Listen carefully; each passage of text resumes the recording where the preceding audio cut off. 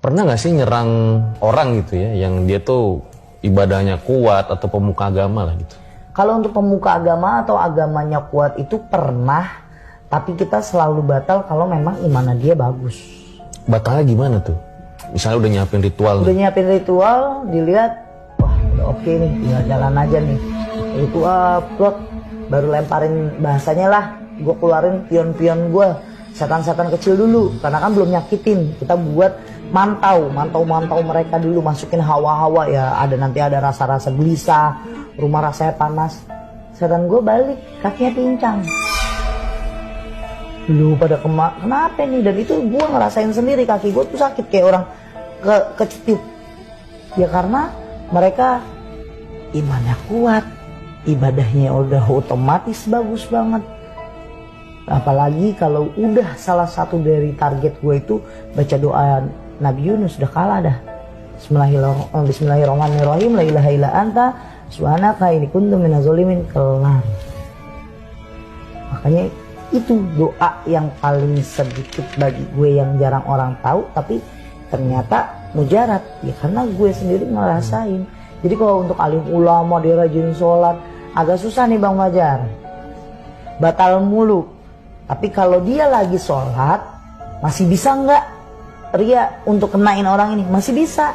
Lah kalau sholatnya dalam keadaan sholat dia mikirin ntar malam gue mau makan soto, ntar malam gue mau kencan sama pacar gue, ntar malam gue mau pergi, percuma, tetap kena. Makanya khusyuk sama imannya orang lagi ibadah itu kan dipertanyakan dan dipertanggungjawabkan.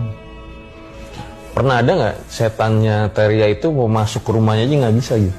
Sering, yaitu ke tempat-tempat alim ulama pasti. Oh gitu? Iya, sering. Mau masuk aja nggak bisa tuh? Jadi kalau kita itu nggak mau ngambil resiko, udah dilihat memang orang yang ini ahli ibadah, udah lebih baik kita nggak kerjain. Tapi yang datang ke tempat kita kan nggak berani minta tanggung jawab sama kita, mana mendingan kita santet dianya aja. Udah mahar banyak ya udah kita ambil. Ngeliatnya gimana gitu teh?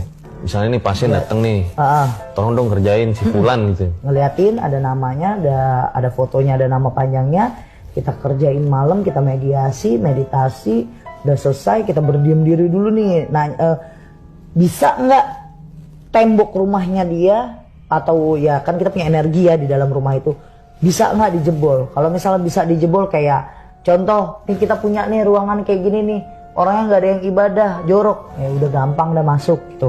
Itu kita harus mantau itu, ternyata nggak bisa, baru di depan aja kita nggak bisa. Nah kalau yang rumah sering ibadah gitu yang nggak bisa dimasukin tuh ciri-cirinya yang Teh Ria lihat tuh gimana?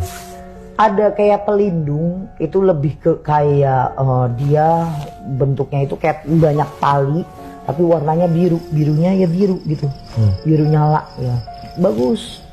Itu berbentuk, terus udah kayak gitu. Di dalam rumahnya nih kita lihat kayaknya alirannya cahaya semua, jadi udah nggak bisa masuk. Biasanya orang-orang itu yang rajin ibadah, rajin melantunkan ayat suci Al-Quran, terus orang-orang yang di dalamnya yang berucap aja itu udah ibadah, apalagi dia melakukan sesuatu itu udah susah banget.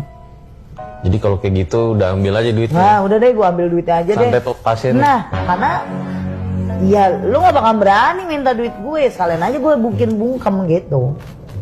Masya Allah ya, jadi memang gak bohong lah gitu ya, bahwa memang kalau beribadah gitu ya, beriman gitu ya, susah, bentengnya kuat gitu ya. Ya itu gak bisa dipungkiri, emang bener-bener.